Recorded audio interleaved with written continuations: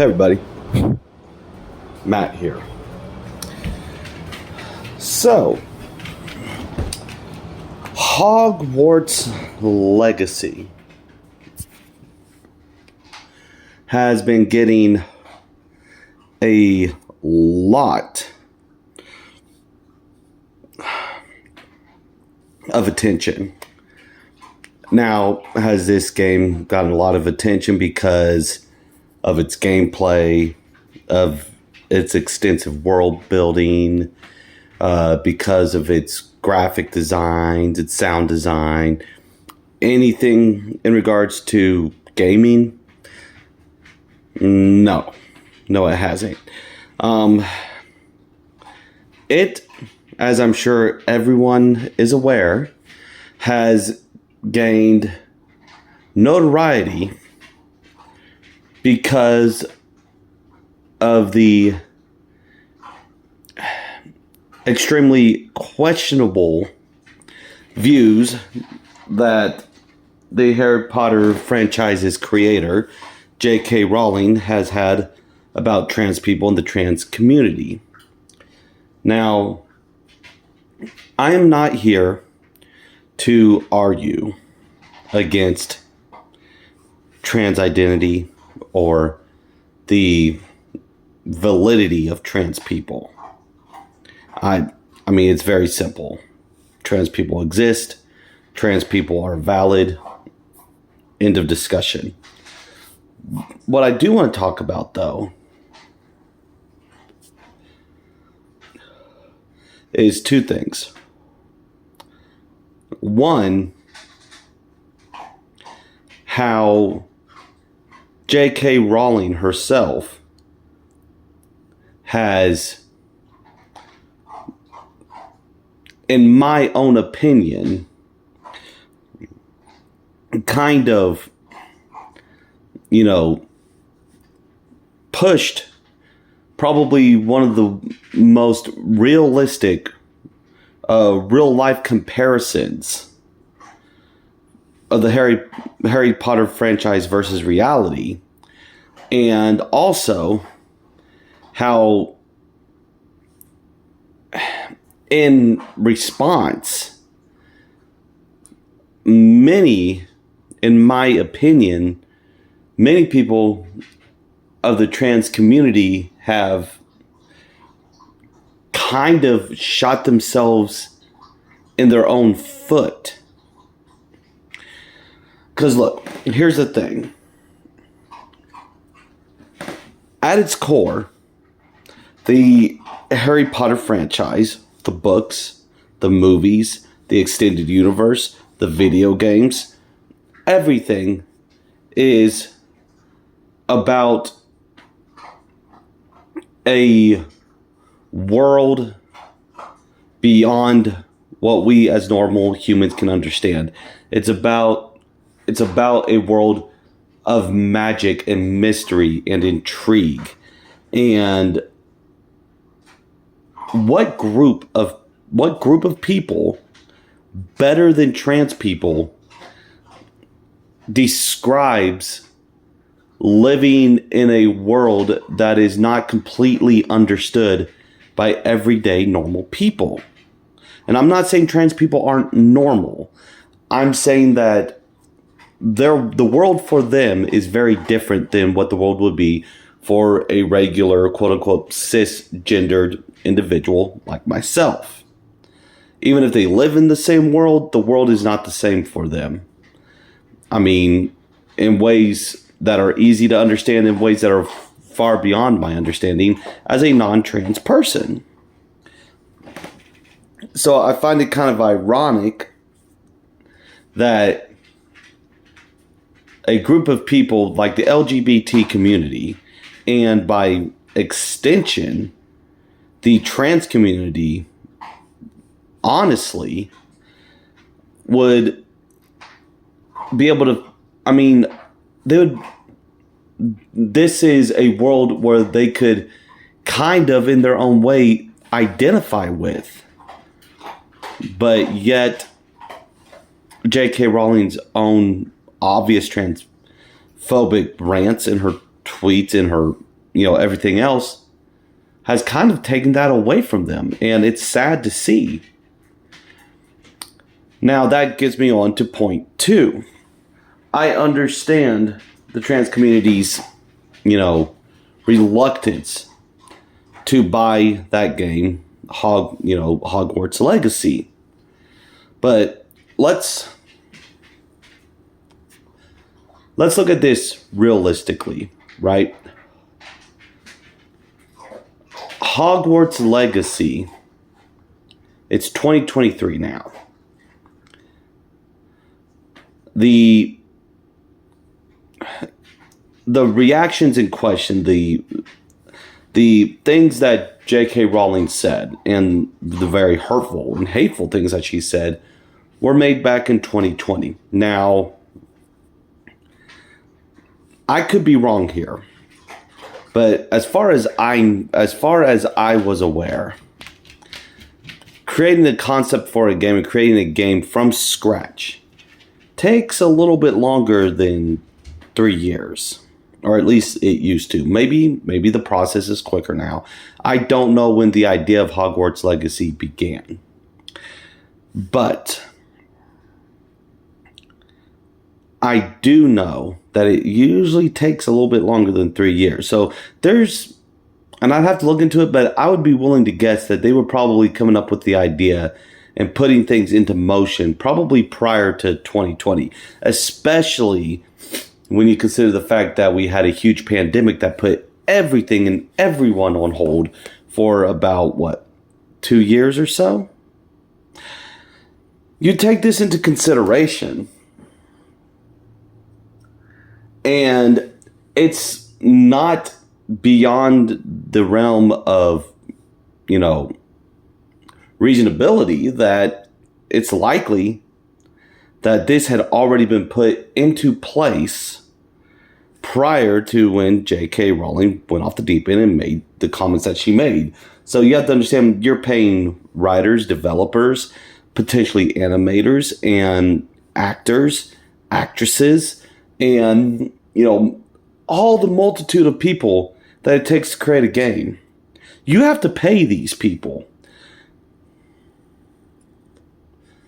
And when you're talking about something as extensive as creating a game to envelop the entire, Harry Potter universe, or I guess the Hogwarts universe, just kind of sitting back and going, oh, well, the person who created this universe has said some questionably stupid things, online.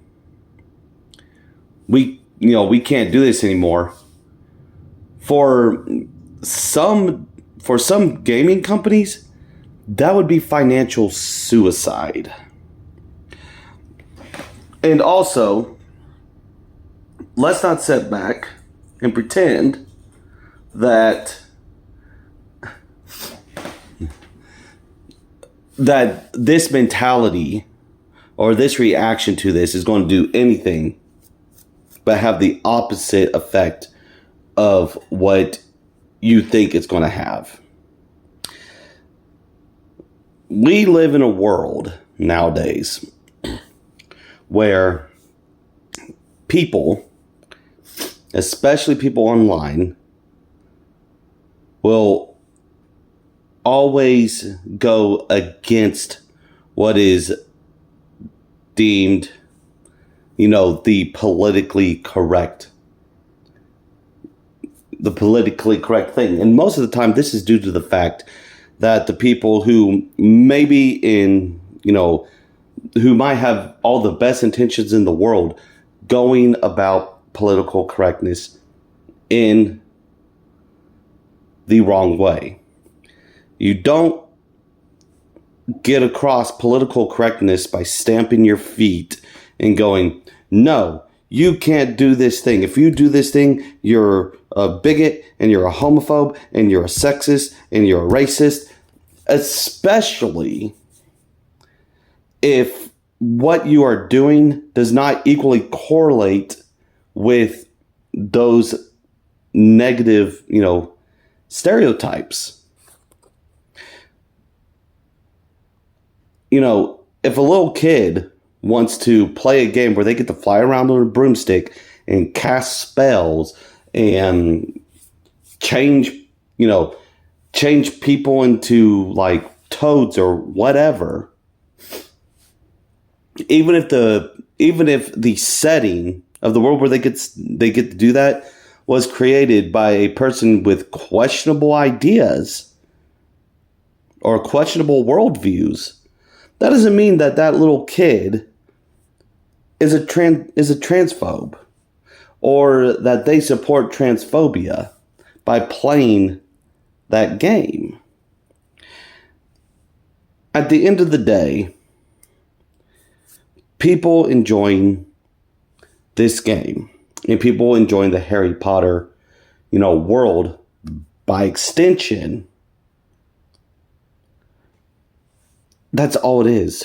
They're just enjoying a world that they were brought up with, that they grew up with. They are enjoying something that was part of their childhood. And the only people who are enjoying this that are supporting transphobia are people who happen to enjoy Harry Potter and people who happen to be transphobic. You don't become transphobic just because you enjoyed Harry Potter as a child, or even if you enjoy Harry Potter now. The world doesn't work that way. I mean, think of it this way. If that was really the reality of that kind of situation, then any person who enjoyed the Beatles supports sexism because John Lennon was a sexist. Anybody who, enjoys anyone who enjoys many of the writings of the, early 19th century, 19th and 20th century, and even, prior to that, many of the stories we enjoy were written by people who were blatantly racist. But yet you don't enjoy reading these stories and, go, yep, I support racism. It doesn't work like that. If you really feel that you don't want to put more money, in the pockets of someone that is openly transphobic, that's fine. Don't play the game. Don't buy the game. Don't buy the books. Don't watch the movies. Don't watch people playing the games. Don't listen to audiobooks of this stuff. But, and maybe perhaps share your views in a way where you're like, hey, just so this person, this, series was written by someone who has said these things openly. And, anytime you are buying this, it's their property. They are getting money off this. And leave it be. Leave it there. I mean,